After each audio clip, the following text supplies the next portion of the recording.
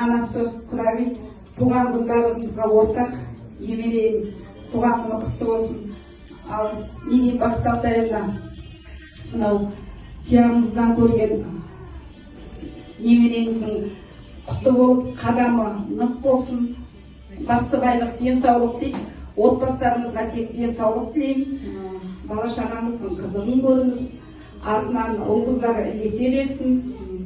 Мұстафа Шұғылы, мынау Шұға, сендерге де жақсылық тілеймін.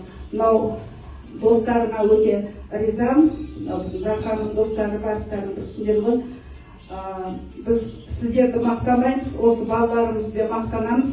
Ата-ананың мақтанышы да, байлығы да осы балаларымыз аман болсын. Осы балаларымыздан тараған ұрпағымыздың қызығын тойлап, осы сондай жақсылықтың ішінде жүре берейік. Бақыт Алтайевна, айта берсе тілек көп қой.